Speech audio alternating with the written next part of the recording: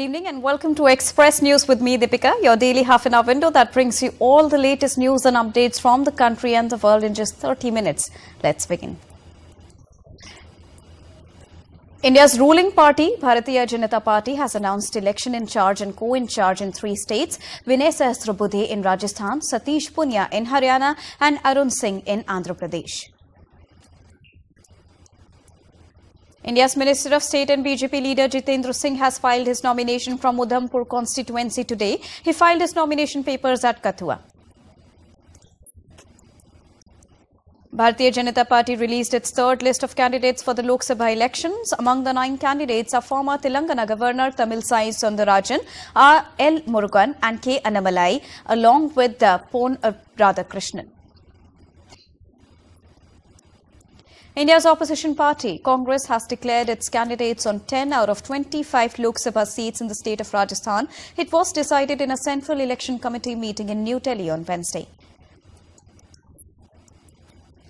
Top leaders of the Congress party, including Party President Mallikarjun Kharge, Congress Parliamentary Party Chairperson Sonia Gandhi and lawmaker Rahul Gandhi, held a press conference in New Delhi today. The Congress party claimed that bank accounts of the party are frozen and the party is unable to undertake election campaigning. Meanwhile, BJP hits back, says that Congress is making excuse for imminent defeat. Vice President of India met with the participants of the inaugural edition of International Strategic Engagement Programme at his residence. It hosts 29 international delegates from 21 countries and 8 Indian officers. Prime Minister Narendra Modi emphasized the need for inclusivity, fairness and participative decision-making in international systems and institutions. He said this while delivering the leaders' plenary of the 3rd Summit for Democracy. India's Prime Minister Narendra Modi addressed a Rising Bharat Summit hosted by a leading media channel in New Delhi last evening. The governor of the southern Indian state of Karnataka rejected the temple tax bill. The governor sought a clarification as to whether similar conditions imposed on other religious institutions.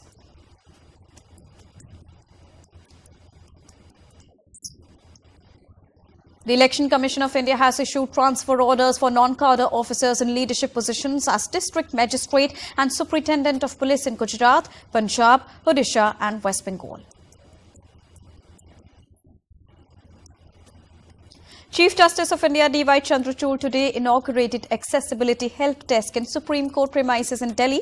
The objective is to identify and address barriers to make Supreme Court accessible to persons with disabilities. India's Army Northern Command honoured its distinguished soldiers and units for their exceptional bravery at a grand investiture ceremony at Prayagraj Military Station in the northern state of Uttar Pradesh. Indian Air Force have inducted a helicopter unit at the Air Force Station in Thanjavur in Tamil Nadu. The induction of the helicopter unit would ensure availability of sufficient resources with headquarters of Southern Air Command. The Indian Coast Guard ship Rajdoot rescued as many as 8 crew members of a distressed vessel. The distressed ship IFB Ajmer I had a major flooding off the coast of Karnataka. The Special Task Force of Assam police arrested 2 top leaders of ISIS in eastern state of Assam. The arrested ISIS leaders were identified as Harish Ajmal Farooqi, who is the head of ISIS in India, and his associate Anurag Singh. Indian government-owned bank SBI shared all the details related to electoral bonds, including unique serial number, with Election Commission on Thursday. India Supreme Court directed the bank on Monday to disclose the unique serial number associated with each electoral bond and all other information the bank possesses about the electoral bonds.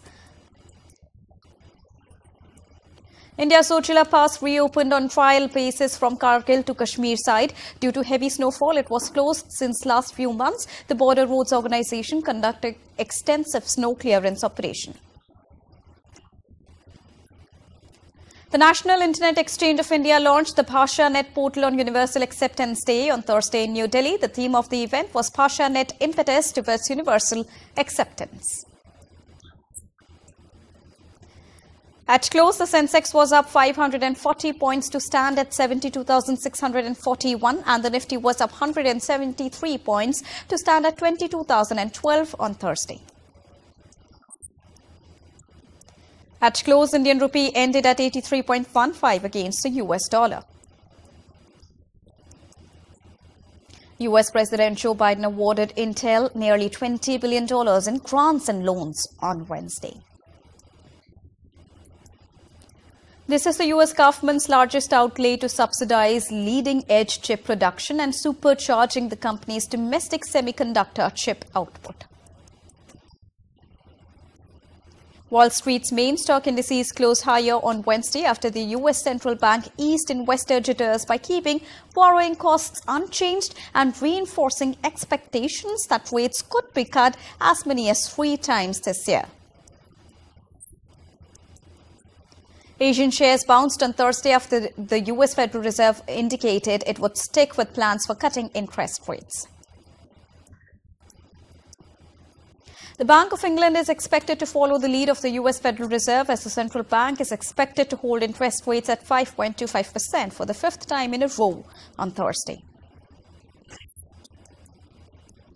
Japan Airlines plans to buy 42 jets from April 2025 to March 2034 as it seeks higher fuel efficiency and plans to expand international services, which the airlines confirmed on Thursday.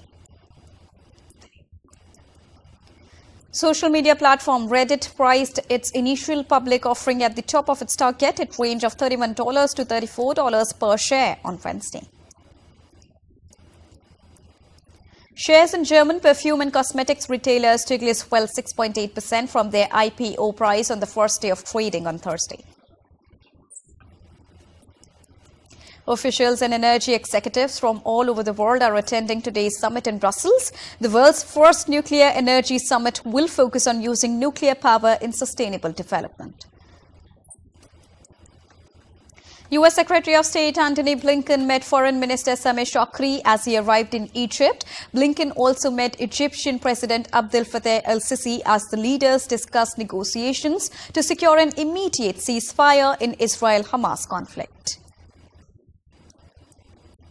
Israeli Prime Minister Benjamin Netanyahu told the U.S. Republican senators on Wednesday that Israel will continue its efforts to defeat Hamas in the Gaza Strip. The conservative Israeli leader spoke to Republicans via video link. The Israeli army found Hamas's weapons, money and operatives during their raid at Gaza's Al-Shifa hospital. The IDF also released a video on Wednesday that showed soldiers uncovering rifles and a rocket launcher. The Israel Defense Forces also claimed that over 50 Palestinian gunmen were killed and 180 suspected militants were detained during the raid on Al-Shifa hospital. A Russian missile hit an industrial area in Ukraine's northern city of Kharkiv, killing 5 people and injuring at least 8 and causing a major fire in a printing house as well. Kharkiv region that lies close to the front line has suffered regular attacks during the war. Rescuers rushed to the site to fight flames covering an area of more than 2,000 square meters. The Netherlands is providing Ukraine with 350 million euros for F-16 fighter jet ammunition and advanced reconnaissance drones, Dutch Defense Minister announced in Kyiv. Ukrainian President Volodymyr Zelensky urged world leaders on Wednesday to make a rule-based international order work again. Zelensky said many nations and regions of the world would benefit from the restoration of the international rule of law. White House National Security Advisor Jake Sullivan said during a trip to Kyiv that a major U.S. aid package that has been blocked by Republicans for months would get to Ukraine and vowed that Washington's support would continue. Australia and the United Kingdom on Thursday signed a new defence and security cooperation agreement. The agreement aims at bolstering defence cooperation between the two countries as it eases their defence forces to operate together in each other's countries. Australia will begin enforcing tougher visa rules for foreign students this week as official data showed another record high migration. Australia is set to introduce a new genuine student test for international students travelling to Australia primarily to work. Indonesia's Election Commission on Wednesday formally declared Prabowo Subianto the winner of the 14th of February presidential election, winning most votes. Prabowo, the three-time presidential candidate, is expected to take over from outgoing President Joko Widodo, who is also known as Jokowi, in the month of October. Leo Varadkar stepped down as Ireland's Prime Minister, saying the country's coalition government would stand a better chance of re-election under another leader. Varadkar's party will open nominations for a new leader with the results to be announced on the 5th of April. The passage of British Prime Minister Rishi Sunak's contentious bill to deport refugees to Rwanda may be delayed until at least next month. Unelected members of the House of Lords voted for a second time to amend the legislation. Mexico condemned a Texas law that would give state authorities broad powers to arrest foreigners suspected of illegally crossing from Mexico into Texas. Mexican president declared that Mexico would not accommodate any migrants to Mexican territory. Unrest in Sudan continues as unidentified youth in the Pibor region shot dead 15 people.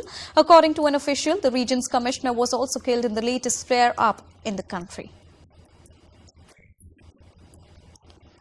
The unrest food crisis persists in Cuba as residents grapples with continuous power cuts and hunger. Cuba is battling its worst economic crisis in decades, causing it in part by COVID-19 pandemic that saw the flow of much-needed tourism dollars plunge. A major outbreak of dengue in Argentina is on track to smash previous records. Over 120,000 cases have been recorded so far in Argentina in the 2023-24 season, with the bulk of those in the last 2 months. Spanish Coast Guard rescued 53 migrants off the island of Gran Canaria on Wednesday. Leaders from pro-nuclear European countries and energy experts are set to call for a nuclear energy revival on Thursday at a summit in Brussels, seeking to rebuild the European industry after years of gradual decline. Activists from Greenpeace France demonstrated a rally in Brussels today to delay the arrival of several official delegations at the International Nuclear Energy Summit. The protesters blocked the main access routes to the summit at Brussels Expo, which is the city's main exhibition centre. A UK startup proposes a carbon capture system for large cargo ships designed to aid in cleaning up the maritime sector as it grapples with 2050 targets. Bangladesh's second-largest city, Chittagong, is facing a severe water crisis amid drastic increases in the salinity of its primary water sources, the Karnapuli River. A United Nations report has found that the world is set to produce a staggering 82 million tons of waste made up of old mobile phones and other devices by the year 2030. Heavy storm has hit 5 districts in Bangkok, causing hefty rain that has led to flood-like situation across the region. Weather officials in Japan are forecasting strong winds across the country on Wednesday, as well as high waves and heavy snow, especially along mountainous areas. The Hunger Games Rage Room in Italy provides people an opportunity to beat the stress with a fully equipped and soundproof room and a set of objects to destroy. Peru discovers ancient sculpture belonging to the largest dolphin to ever roam the waters of what is now the Amazon. Experts said these animals lived around 16 million years ago. The experts say the dolphin is related to the dolphin of the Ganges River in India. The Peruvian Ministry of Culture received 4,600 items of cultural property repatriated from Americas and Europe. The objects repatriated from Germany, the United States of America, Italy, the Netherlands, Portugal and Switzerland were handed over by Foreign Minister Javier Gonzalez. Items recovered include feathered garments, textiles and antique ceramics. A robotic arm could soon be going into space with an important mission to grab old satellites and other space debris floating around the Earth's orbit. The robot's been developed by orbital debris removal startup Astroscale with a vision to create a safe and sustainable development of space. The makers hopes to have the ADR junk grabbing craft to reach the targeted orbit within the next couple of years. An exhibition of carpets by Ada Gotliev, dedicated to the 60th anniversary of the People's Artist of Turkmenistan, has been launched in the gallery of the State Academy of Arts in Turkmenistan. The exhibition featured unique works by the artist, reflecting his creative path and skill in the field of carpet weaving. The famous carpet maker has a unique creative heritage that adorns museums and collections of Turkmenistan. In honor of the upcoming Iranian New Year holiday, a youth festival called Culture of the World Nowruz Holiday was organized in Turkmenistan. New York's Tony is desperate to secure the return of his beloved pet alligator, Albert, after state officials seized the animal last week. According to him, his pet does not pose a threat despite his imposing appearances. The New York officials nevertheless took custody of his longtime companion, saying Cavallero's permit had expired and that he violated safety rules for dangerous animals by letting others play with Albert. Washington, D.C. bids a fond farewell to beloved cherry blossom tree called Stumpy. The beloved tree has been damaged as the tidal basin where Stumpy is situated is getting flooded due to rising sea levels. Authorities have launched a $113 million project to fix the failing sea walls. The 5-day annual Tepotsavam, also known as the Float Festival, began at Swami Pushkarini Lake in southern state of Andhra Pradesh on Wednesday. Every year, this festival is celebrated with great enthusiasm in the month of March. Elton John and Bernie Taupin, the British singer and his English-American lyricist, were celebrated for their profound impact on music by the Library of Congress at the 2024 Gershwin Prize for Popular Song ceremony held in Washington, D.C. on Wednesday. American filmmaker Ryan, who is known for his films such as Creed, Black Panther, among others, is all set to come with his new next project. M. Emmett Walsh, who starred in over 150 films including Blade Runner, Blood Simple and Knives Out, has passed away at the age of 88. A new comic book from Tidal Wave depicting the life journey of global music sensation Shakira has been launched. The new comic book, called The Glossy, 22-page it, explores her Lebanese and Colombian roots, her rise to fame at a young age, and her enduring presence in the ever-changing musical industry. Actor Dhanush is all set to step into the shoes of musical maestro Ilaiyaraaja in an upcoming biopic. Actor Manoj Bajpayee has unveiled the teaser of his upcoming film called Bhaiyaji. The Indian singer Diljit Dosanjh is all set to entertain his fans with his next track titled Choli Ke Piche in the upcoming film called Crew. The teaser for the upcoming film Do Aur Do Pyar was unveiled on Thursday. The film, which is rom-com, stars Vidya Balan, Prateek Gandhi, Ileana D'Cruz and Senthil Ramamurthy. Ram Charan and Janhvi Kapoor kick-started shooting of the upcoming film tentatively titled RC16 with a puja ceremony. MS Dhoni, who led Chennai Super Kings to 5 IPL trophies, stepped down as the captain ahead of 17th season that kicks off on Friday of the Indian Premier League. The former Indian captain handed over the captaincy to batter Ruturaj Gaikwad ahead of their opening match against Royal Challengers Bangalore. Sri Lanka cricket denies that they exploited any loopholes after Vanindu Hasuranga's test ban fiasco. Akhil Shoran clinched the men's 50-meter rifle 3 positions competition at Dortmund in Germany. He equalized the existing finals world record held by Czech Republic's Jiri Prebratsky. Great Britain's Andy Murray fought back for a 4-6, 6-3, 6-4 victory over Italy's Matteo Berrettini in the first round of the Miami Open. Host France will play the United States to kick off men's soccer tournament at the Paris 2024 Olympics after the two teams were drawn together.